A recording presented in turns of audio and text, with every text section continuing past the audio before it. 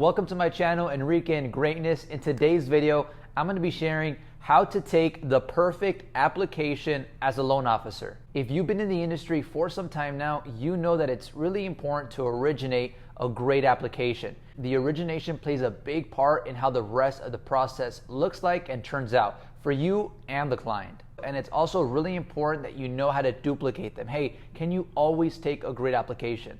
So in this video, I'll be giving you guys 5 great tips so that you guys can always take a great application. So without further ado, let's get started. Okay, tip number 1 is be ready or get ready for that initial conversation or the initial application.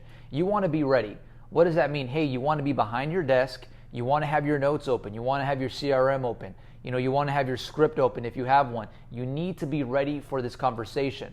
The initial conversation is super critical, super important, because that's where you're going to be asking all the questions, and that's where they're supposed to be giving you those answers.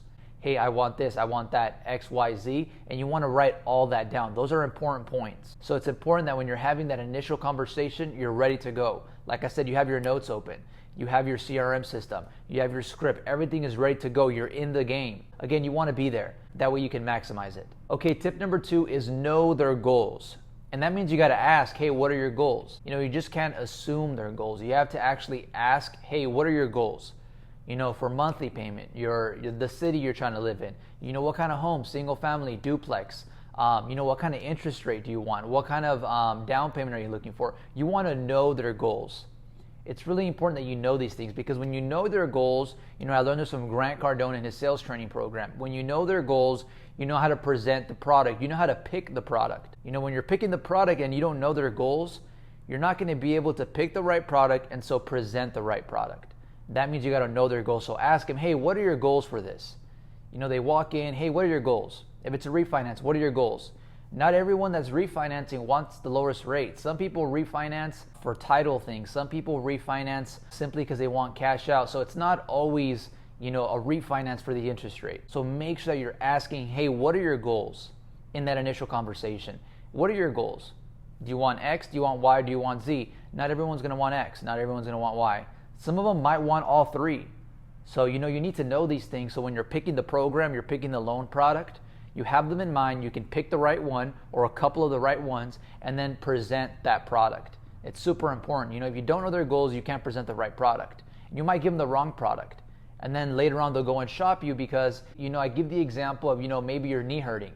If you go somewhere and you're like, hey, my knee hurts, and they're like, hey, I'll give you some vitamins, I'll give you a little exercise for your shoulder.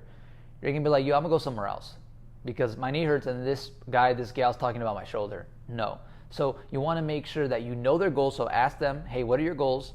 And then also that's going to help you, pick the right product and so present the right product. So this is really important because when someone is taking an application or when someone's doing an application, that means they have a problem they need to solve. And if you don't know what that problem is, and it's like, okay, why are you even taking the application? So make sure you know their goals, and you do that by asking them, hey, what are your goals? What are your targets? Okay, tip number 3 is you need a script. And before you think, hey, I don't need a script, I'm a professional, I don't want to sound like a robot. No, you need a script. I'm not saying you need to sound like a robot. I'm just saying, hey, you need a script, a skeleton of what to ask every single time. Because there's times where you'll forget to ask an important question, and I know that's happened to you. It's happened to me. You forget to ask an important question, and then you have to go back, call them again, or ask them for some more documents, and they don't like that. That hurts the customer experience. So you want to make sure that you have a skeleton, a script that goes over, okay, ask this question first, and then move on to this topic, and then that topic, and then that topic, and then ask this, and then ask that. And this is going to be for in person. And then it's going to be a completely different script. You want to have a completely different script for over the phone because they're 2 different conversations. In person, it's different than, over the phone. They're 2 different conversations. So you want to make sure that you have scripts for both of these. And if you want a script, I have one on my website, how to take a great application, and it has both of those scenarios. Hey, in person, what questions do you ask? How do you take that application? What topics do you go over first? What questions do you ask first? And then from there, what comes next and what goes next? Same with, over the phone. Hey, what's the first thing you say when you pick up that phone or when you call them? What's the second thing you say? What's the second question you ask? So make sure you check those out. In the beginning, when I started, I didn't know how to take an application.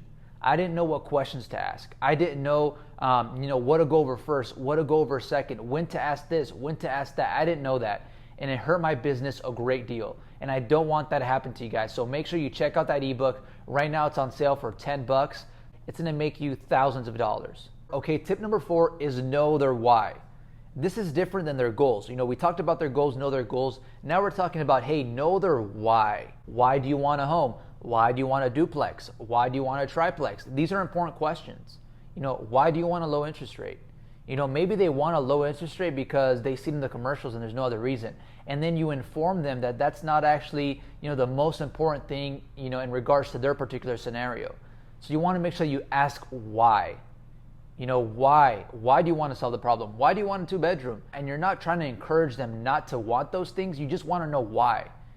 And again, it helps you present the product. If they tell you, hey, you know, I want to buy this house because, you know, I want to move out of here and this and that. Or, you know, maybe they're having kids. Maybe, you know, the wife is pregnant or something and they're going to have, you know, triplets or twins or something and they need more rooms. That's important to know.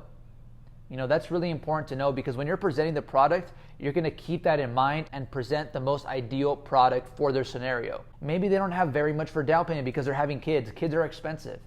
You know, they're going to have the, you know, the baby shower, the diapers, the this, the clothes, the that. It's going to be a lot of money. So maybe they're going to want more information about, you know, how they can get more assistance on that loan program. So just know the why. This is important. You know, and it also shows that you care because for you to ask why, that shows that you care. You know, if you just know their goals and not why, the purpose beneath that, you know, it's just going to show that, hey, you know, you're just another person like a mechanic. Hey, bring in your car. What doesn't work? Okay, let's fix it. Leave. You don't want to be like that. Hey, what happened to your tire? You know, why did it stop working? Oh, you know, I was driving and, you know, my windshield wipers weren't working, so I hit a road bump. Okay, you know, let's get you new windshield wipers and new tires. I don't want that to happen to you again. You know, I don't want you to, you know, get in a crash or anything like that. That shows that you care. So ask why. That's important. Okay, tip number 5 is that an in-person application is most of the time going to get you the best results. And that's because you're able to create a stronger relationship because it's in person, you know, they get to see you versus over the phone where it's just, you know, a phone call. I'm not saying that phone calls don't work. Those are great, but in person is always more powerful, or at least if you know how to take advantage of that opportunity. So if you can encourage them to come in for an in-person application, of course, if they don't want to, you know, don't pressure them. At the end of the day, it's up to them, but you want to give them that option. You want to have that option of the in-person application because that's when you can really, you know, take advantage of the opportunity. And I've made a video on how I lost a deal and I go over that. You know, I'll link it right here. I go over how important it is, you know, to have a great initial conversation, but also, you know, in-person application because that's when you can really leverage your skills, you know, how much you care about them, how much you're going to help them and things like that. So if you can have an in-person application, like I said, at the end of the day, it's their choice, but in-person is always going to be best because you can leverage your skills, leverage how much you care about them, leverage your service and things of the sort.